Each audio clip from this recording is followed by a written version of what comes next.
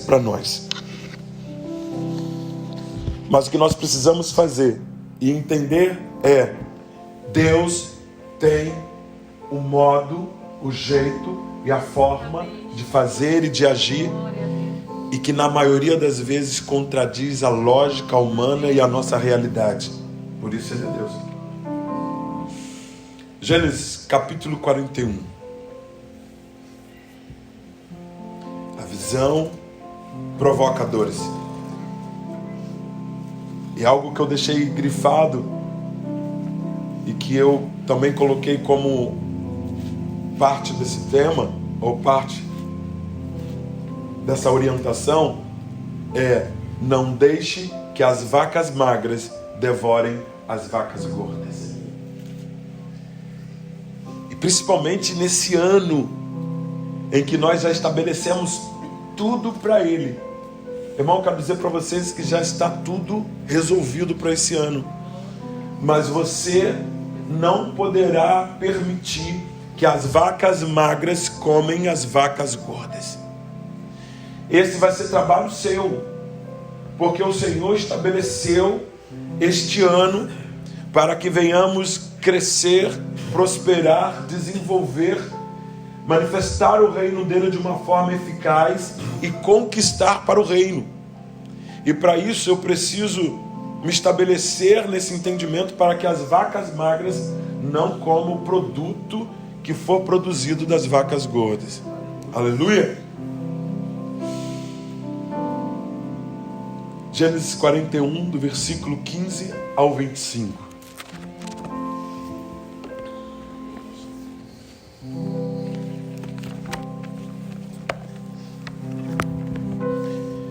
Eu gosto de ler algumas versões, e eu tenho uma Bíblia que eu quase não uso ela, porque ela é traduzida do hebraico, e às vezes algumas coisas até dão uma empenada na cabeça, né?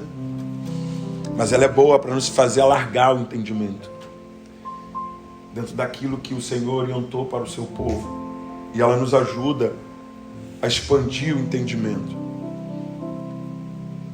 Gênesis 41, 15 diz assim: então o rei disse: eu tive um sonho que ninguém conseguiu explicar.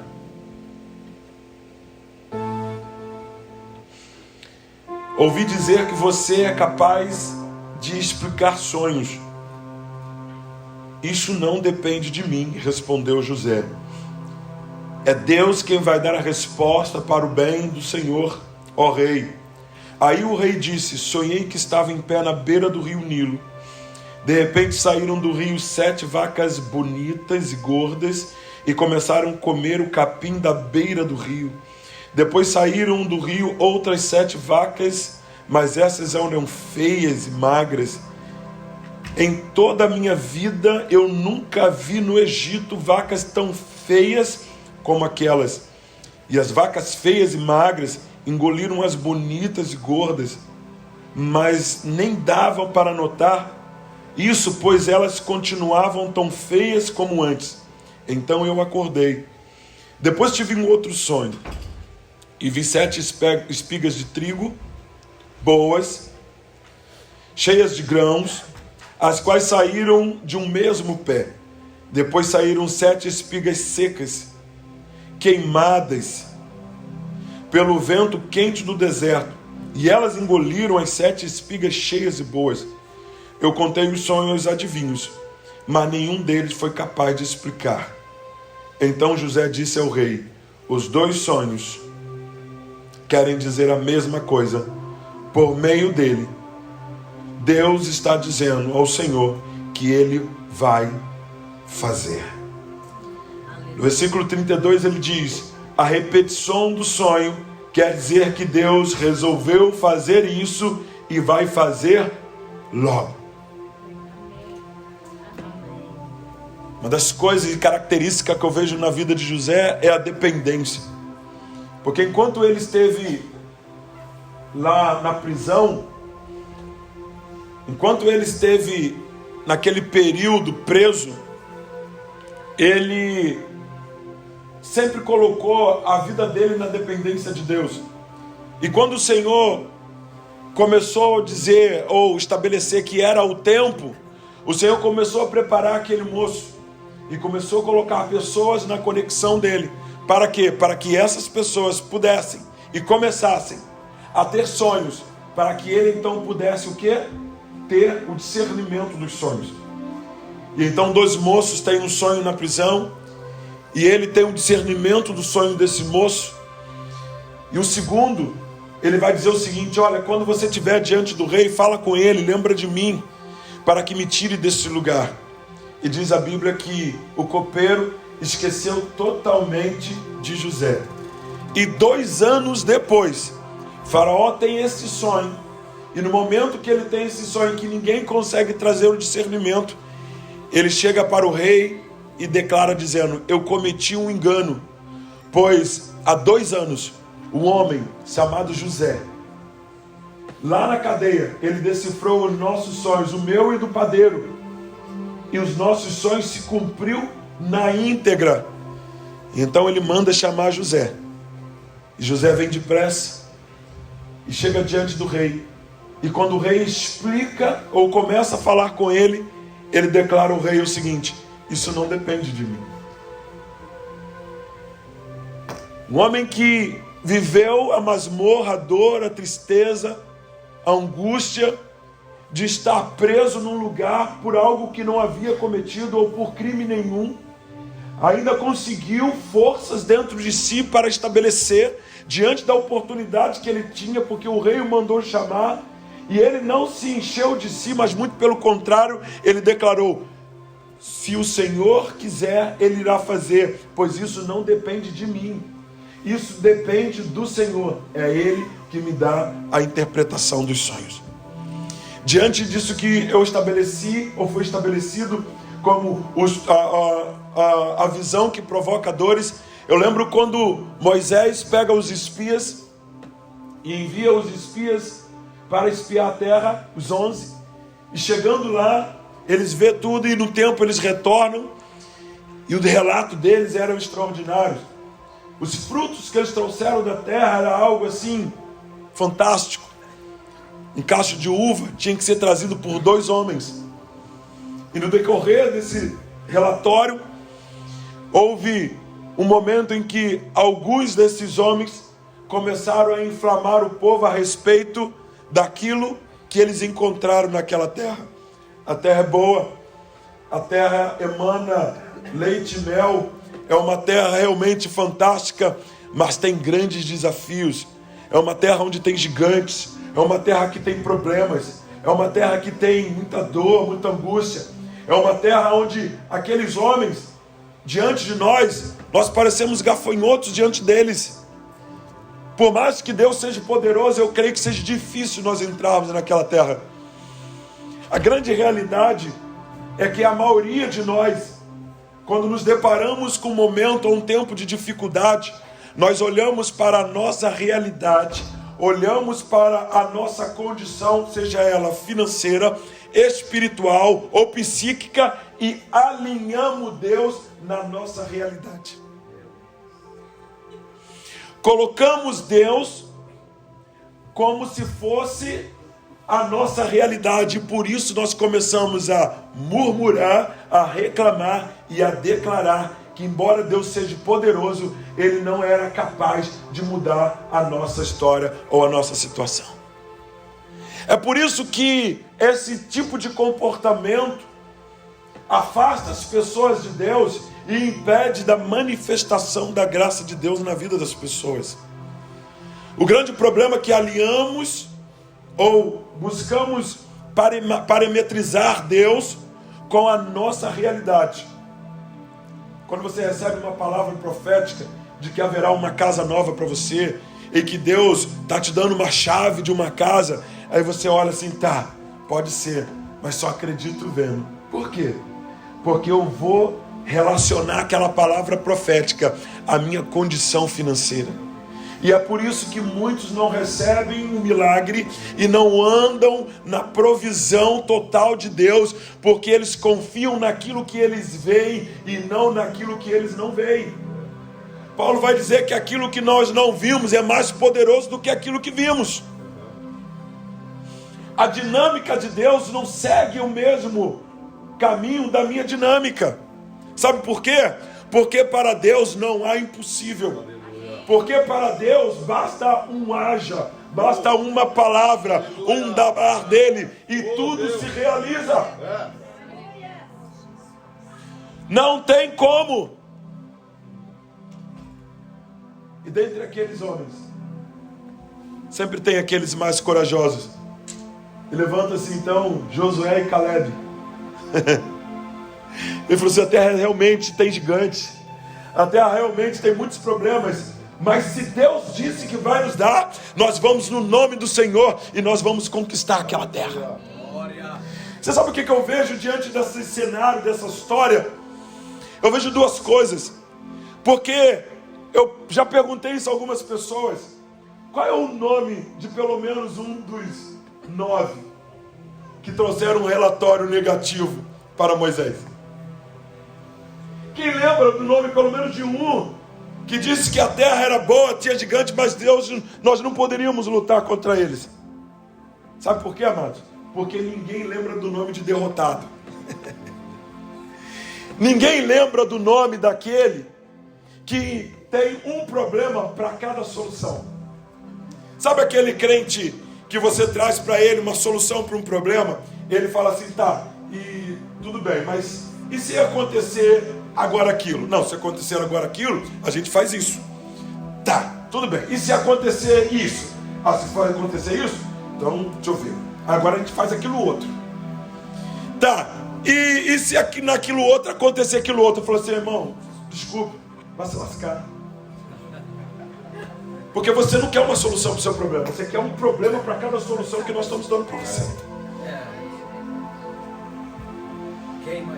Na dinâmica dos céus e na dinâmica de Deus, da mudança, da criação, do desenvolvimento, o Senhor primeiro, Ele te chama a dar o passo, e o que tem diante de você é um abismo.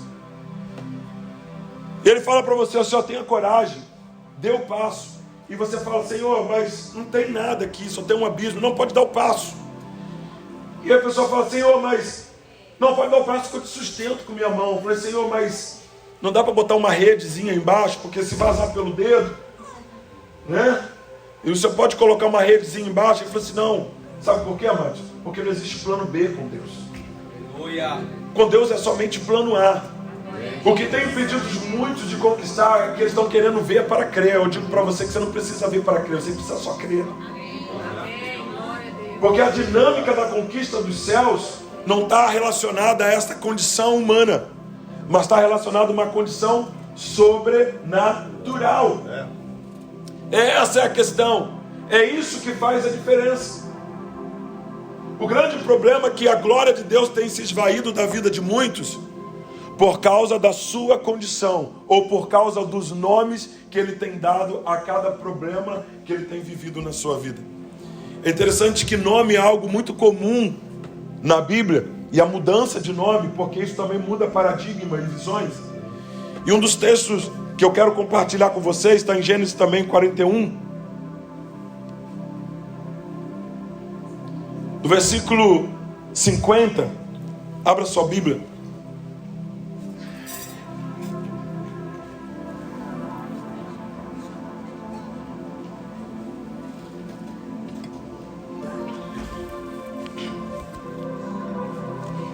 Versículo 50. Eu vou ler em duas versões. Eu vou ler na versão da linguagem de hoje e na versão judaica. Diz assim: antes de começarem os anos de fome, José teve 2 filhos com a sua mulher Asenate. O primeiro,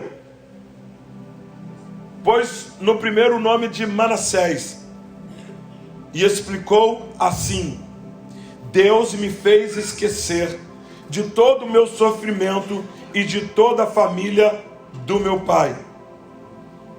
No segundo filho, pôs o nome de Efraim e disse: Deus me deu filhos no país onde tenho sofrido. Essa é a linguagem de hoje. Na linguagem judaica, diz assim: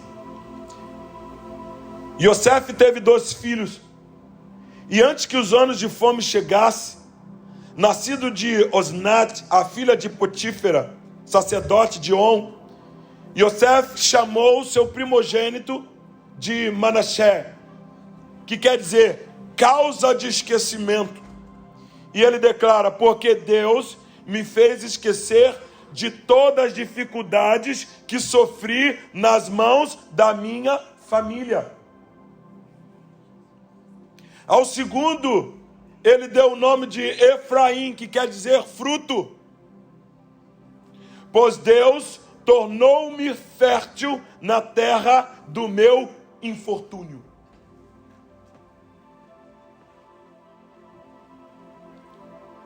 O grande problema que eu vejo que muitos passam nessa terra chamada América é que ele tem dado diversos nomes às suas dificuldades. E esses nomes que tem dado a essas dificuldades tem feito manifestar ainda mais dessas dificuldades na vida de muitos. Eu costumo dizer sempre aqui, nós estamos andando sobre o ouro e muitas das vezes vivendo a miséria. José, ele já tinha conquistado um ponto ou um estágio na sua vida em que ninguém tinha conquistado. Sendo um estrangeiro, igual eu e você. José já havia conquistado, inclusive, um cargo que nem mesmo existia e que foi criado somente para poder ele assumir o governo. Aquele homem começou imediatamente a viajar por todo o país e começou a juntar nos celeiros. E chegou ao ponto que ele não mais pesava e nem contava, porque não havia mais condições de pesar e nem tanto quanto de contar. Eu acho que faltou 0. Para ele poder expressar a riqueza ou a quantidade de alimento que tinha naquele país, naquela época. Mesmo sendo o homem na posição que ele era, e que ele estava e ocupava de governo, ainda assim José era ferido com as suas lembranças do passado. E ao teu primeiro filho ele consegue dar o nome e dizer para ele: porque Deus me fez esquecer de todas as dificuldades que sofri nas mãos da minha família. Quantas pessoas deixaram o Brasil para viver um sonho americano e não têm conseguido viver plenamente esse sonho, porque eles continuam dia após dia se lembrando do sofrimento, da angústia, da tristeza, da escassez e da dor que passou um dia no Brasil.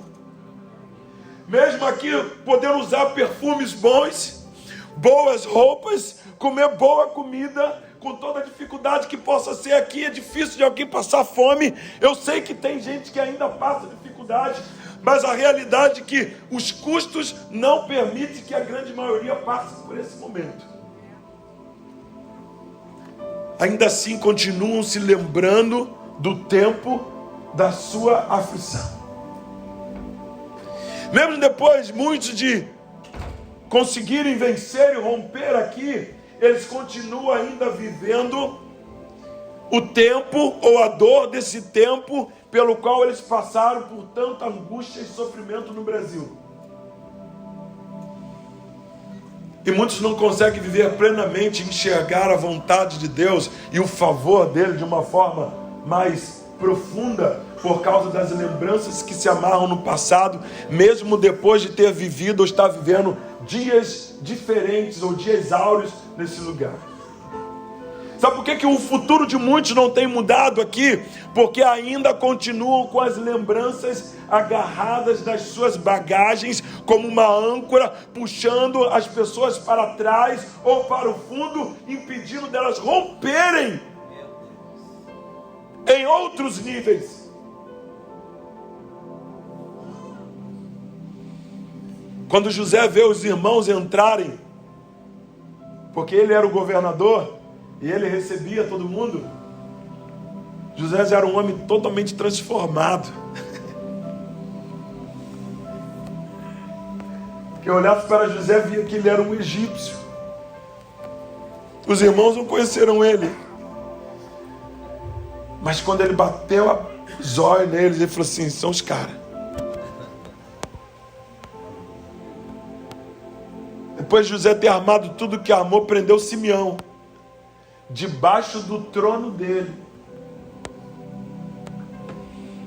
Diz a Bíblia que José chorou aquela noite, um choro de amargura, de dor e de tristeza, que os egípcios podiam ouvir o choro dele. Você sabe quando a riqueza verdadeira de José surge? Surge quando ele perdoa os irmãos dele. Surge quando ele se revela a eles. Porque quem estava preso fisicamente debaixo do trono era Simeão, mas quem estava preso espiritualmente no sentimento e nas lembranças do passado era José. Não adiantava ser um homem cheio de riqueza, de pompa, um homem poderoso, se continuava tão preso como aqueles que estão verdadeiramente encarcerados.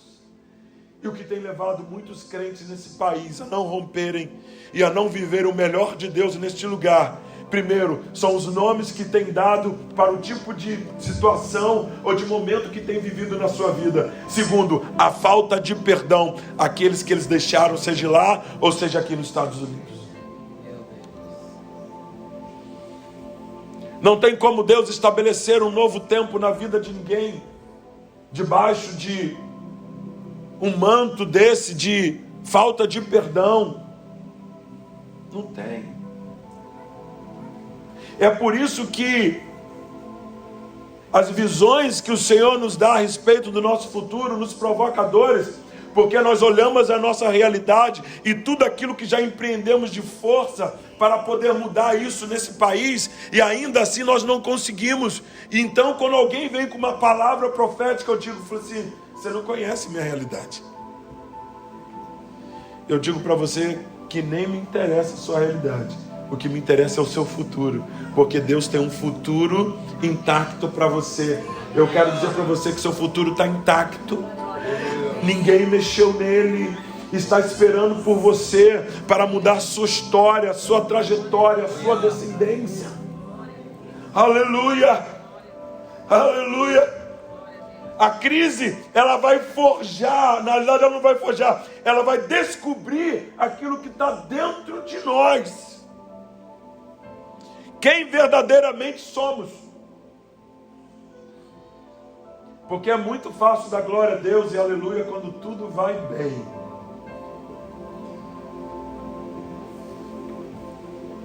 E aí a minha esposa, a pastora Graça, pregou ontem e ela falou assim: olha, irmão, eu recebi a posse do pastor para pregar e eu fui por obediência, mas eu era só o pó.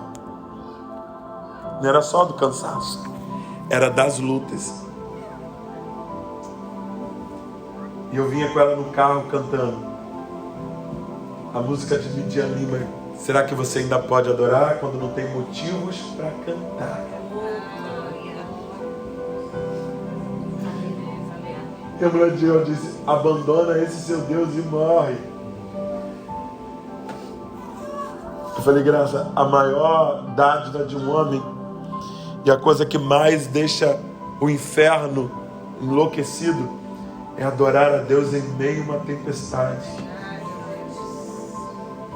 É adorar a Deus em meio à luta. Sabe por quê, amados? Se tem algo que pode trazer o favor de Deus para a nossa vida, chama-se adoração. Não é a murmuração. Com as suas palavras você vai atrair dois seres. Você pode atrair dois seres: anjos ou demônios. A murmuração vai atrair demônios, mas a adoração vai atrair os anjos do Senhor.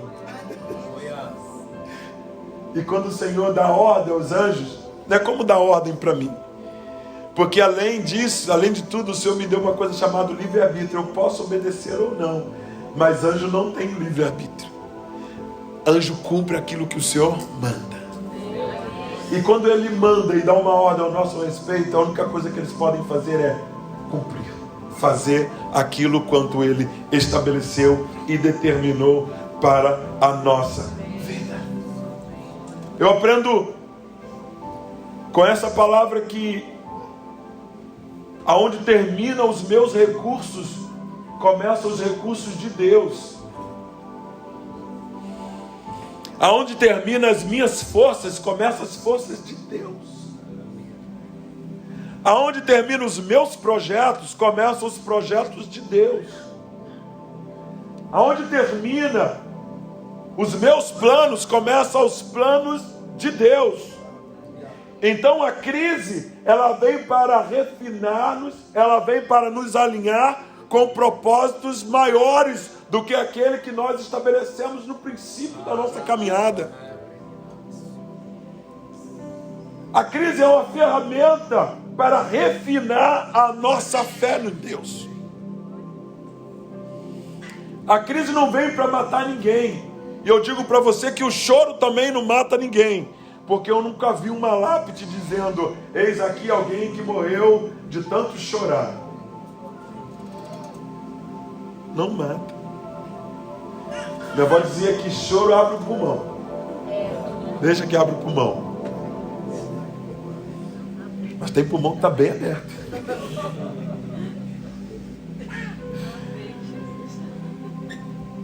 O Deus que revoga decreto, ele tem o controle sobre todas as coisas, passado, presente e futuro. Não existe passado, presente e futuro para Deus. Deus vive num tempo diferente do nosso. O nosso tempo é o tempo cronos, que contamos minutos, segundos, horas, dias, semanas, meses e anos. Mas Deus vive no tempo da eternidade, chamado Aionos, é o tempo de Deus, aonde tudo se funde numa única só coisa. E se você for entender com essa cabecinha que nós temos, dá nó. Quando Steven Spielberg fez De Volta para o Futuro, eu tenho certeza que ele leu a Bíblia. Quando ele fez Stargate, eu tenho certeza que ele leu a Bíblia.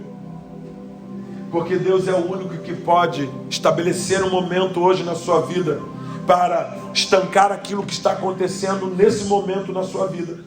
Levar você ao passado para reconstruir aquilo que foi destruído. E levar você trazer você para o presente para estabelecer um novo rumo. E seguir com você para o futuro que Ele estabeleceu e determinou, com esse momento de alinhamento que você compreendeu da vontade dEle na sua vida. Passado, presente e futuro. Ele tira você desse tempo, reconstrói aquilo que foi perdido e leva você para o seu destino profético.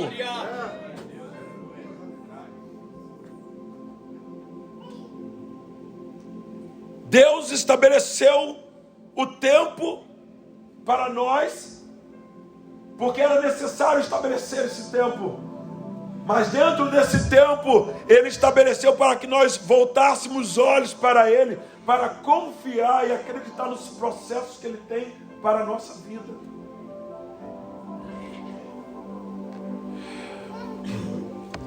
Jesus disse que no mundo nós teríamos aflições, não poucas, mas nós deveríamos ter bom ânimo, porque Ele venceu o mundo e nós também venceríamos.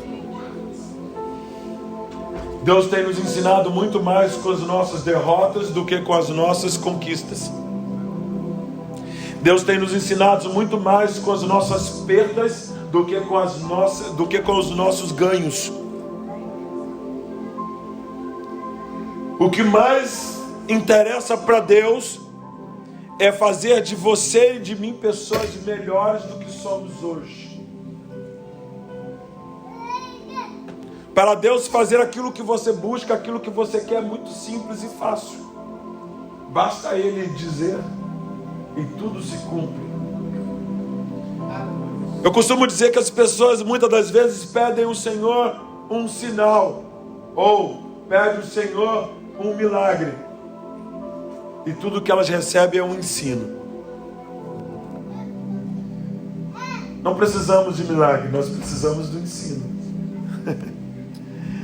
O milagre é importante, sim, irmão, mas ele não é tudo na nossa vida. E tem muita gente 20 anos esperando o milagre, e ele não recebe o milagre porque ele rejeita o ensino.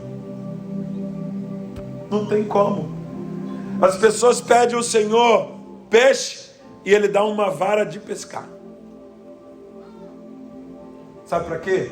Para fazer você independente dessas pequenas questões e suficientemente dependente dele, que todas as vezes que você lançar a linha na água, ela dará peixe para você e para a sua subsistência.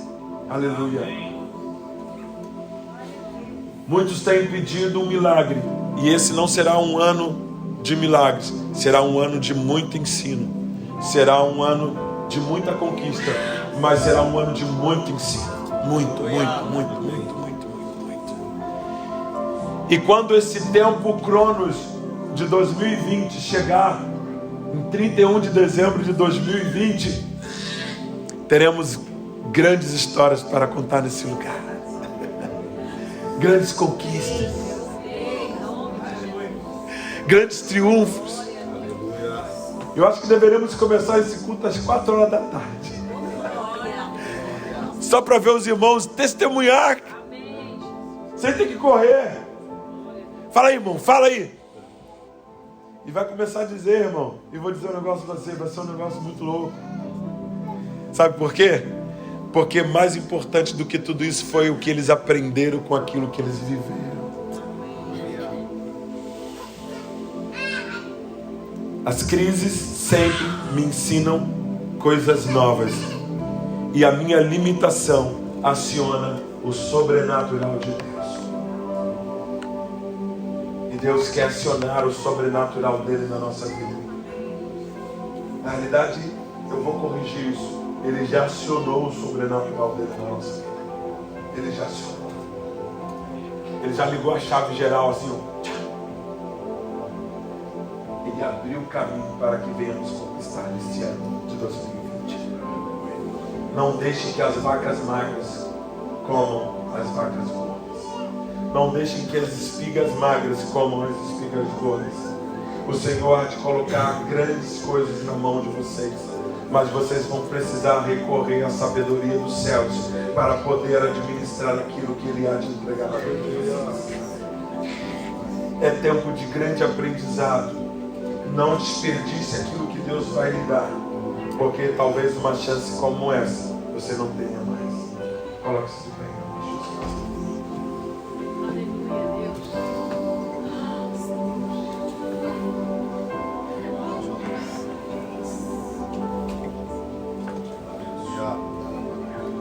No versículo 16, José disse: isso não depende de mim, respondeu José. E ele continua dizendo: é Deus quem vai dar uma resposta para o bem do Senhor. Isso não depende de nós, pastores do Ministério da Fé, Delta Force, que intercedem nesse lugar de uma forma muito brava, com muita ousadia e coragem. Mas é Deus quem vai dar uma resposta para vocês. É Deus quem vai estabelecer essa resposta para as suas perguntas, para as suas necessidades. Mas o mesmo Deus que aproxima é o mesmo Deus que afasta. O mesmo Deus que dá é o mesmo Deus que tira. Isso é processo. E às vezes, em certos processos, é necessário que Deus tire coisas ou pessoas. Enquanto Ló estava embolado com Jacó, com Abraão, diz a Bíblia que nada acontecia. Mas depois que Ló foi embora, diz a Bíblia, e então veio a visão. Deus vai levar pessoas e circunstâncias, situações para longe, para a visão poder vir.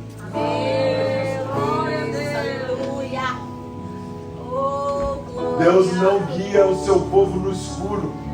E como foi pregado hoje pela manhã pelo pastor Berani, Ele coloca diante de nós, na noite escura, uma coluna de fogo.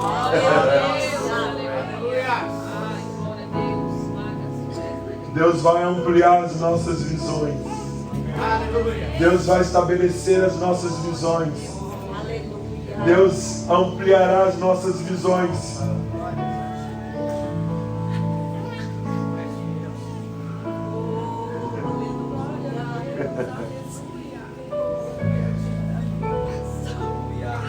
E quando Isaac começou a cavar os poços que o pai havia deixado, começaram a contendar com Isaac, começaram a discutir e brigar com ele. E ele foi dando nome aos lugares de contenda. Isaac, Sístra.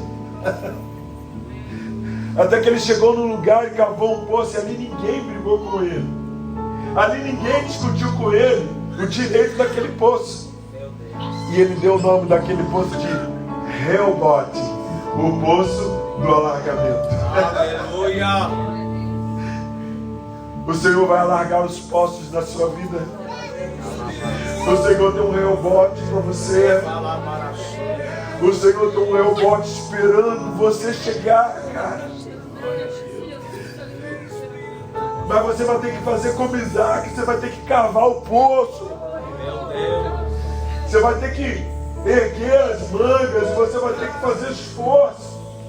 Só que ninguém vai lutar contra você naquele poço. E o Senhor vai dar alargamento para você naquele poço. Vai trazer os recursos. Vai gerar os recursos. Vai manifestar os recursos. Porque este tempo, este ano, é ano de alargamento. É ano de crescimento. É ano de expansão. É ano de conquistas.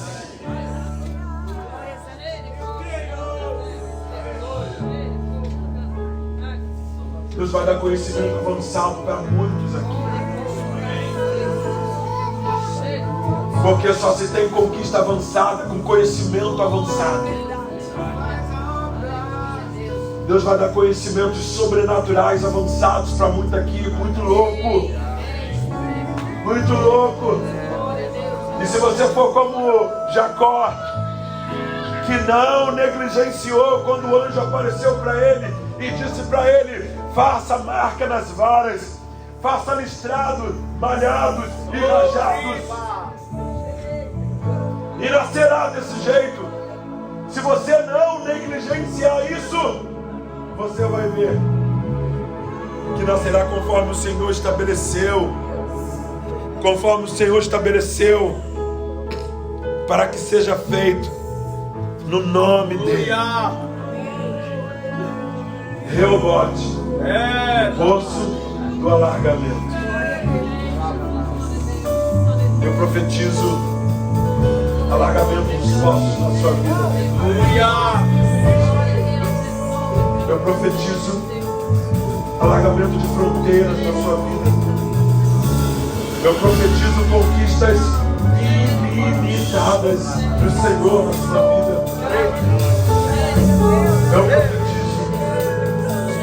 Eu profetizo. Esse é o ano de lançar a palavra profética.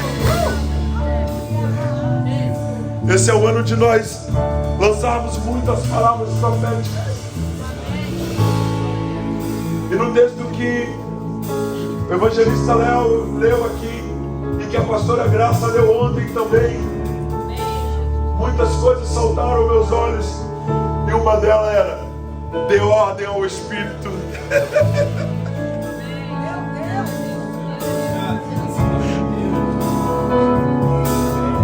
Ele chamou Ezequiel e fez Ezequiel se andar por um lugar assolado, por um lugar aonde tudo já havia sido perdido e estavam sequíssimos. E ele disse para Ezequiel: dê ordem ao Espírito, e eu farei entrar em vós e vos darei vida novamente. Eu não sei o que secou na sua vida, finança, talvez a sua saúde, talvez o seu relacionamento, talvez os seus negócios, a sua casa.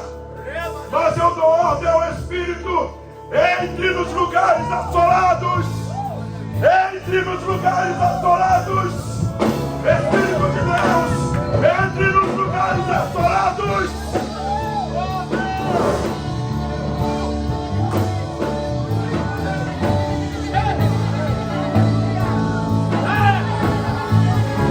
Entre nas finanças assoladas.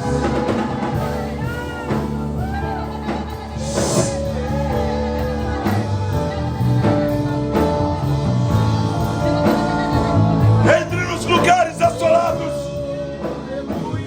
Liberdade aqui, Espírito de Deus, Espírito de Deus. Entre. Tens liberdade aqui, Espírito Santo, Espírito Santo. Tens liberdade aqui, Espírito de Deus. Tens liberdade aqui, Espírito Santo, Espírito Santo. Eu sou sua casa, sua morada. Eu sou seu lar. Mude as coisas de lugar. Eu sou sua casa, sua morada. Eu sou seu lar. Mude as coisas de lugar. Sopra. Sopra. Sopra.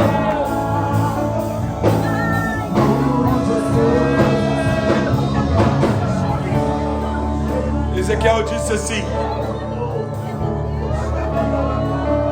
a mão do Senhor veio sobre mim.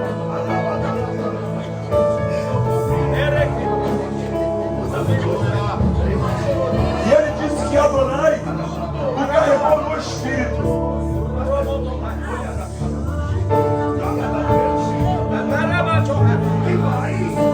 E ele fez circular naquele lugar que estava sequíssimos, que aqueles ossos estavam sequíssimos.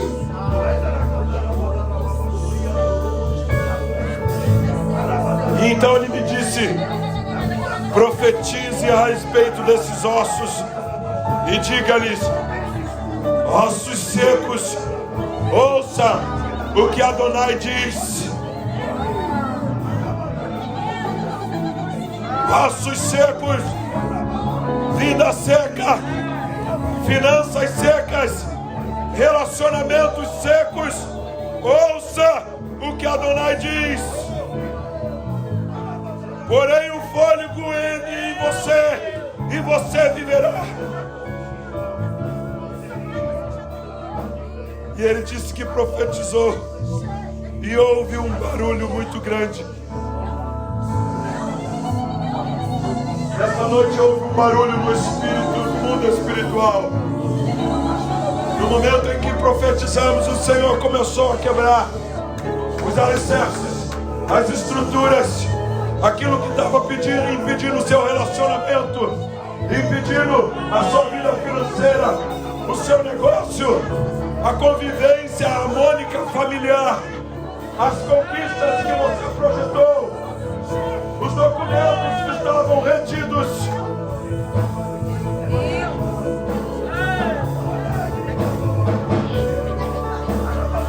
E ele disse que quando ele profetizou, todos se levantaram, mas ainda não havia fôlego. Ainda não havia fôlego. E ele me disse: profetize ao fôlego e diga ao fôlego: esta é a palavra de Adonai Elohim. Vento que vem dos quatro cantos, venha aos quatro ventos o fôlego e sopre sobre esses mortos para que possam viver. Em nome de Jesus, eu profetizo o vento que vem dos quatro cantos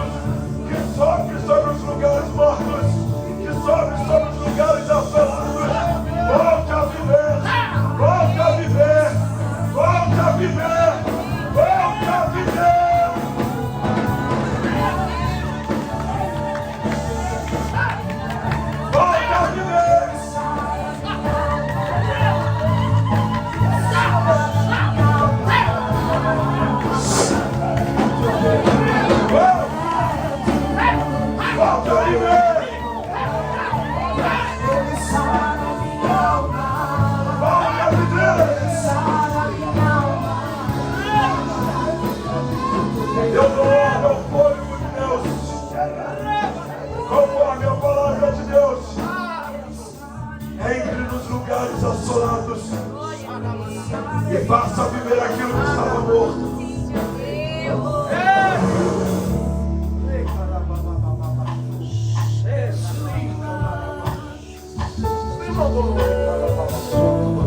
Essa é a glória de Deus. Essa é a casa de Deus. Essa é a casa de Deus. Como foi lido hoje pela manhã, pela missionária Teresa. E quando Salomão acabou de construir o templo, a glória do Senhor tomou aquele lugar. E ele disse que escolheu aquele lugar para ser adorado. Essa é a casa de Deus. É o lugar que ele escolheu para ser adorado. Por isso eu profetizo na sua vida. Eu profetizo nesses lugares.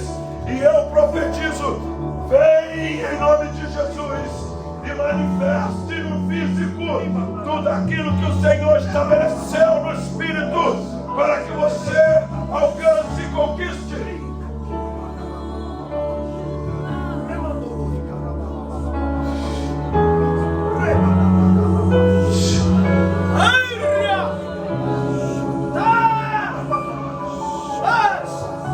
Nós vamos adorar, sabe por quê? Porque a adoração move a mão de Deus.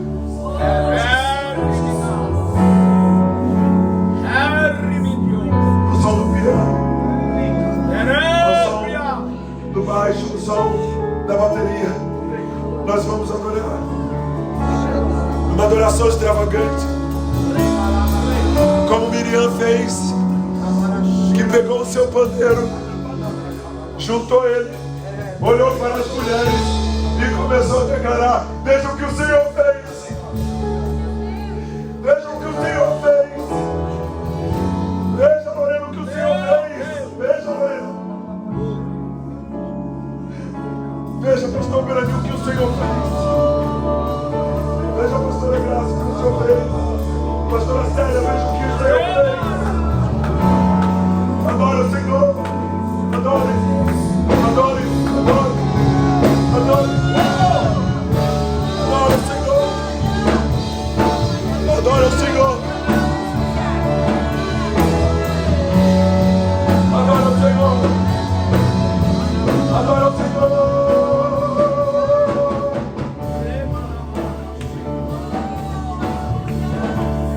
O Senhor está trocando vestes de humilhação por vestes de glória.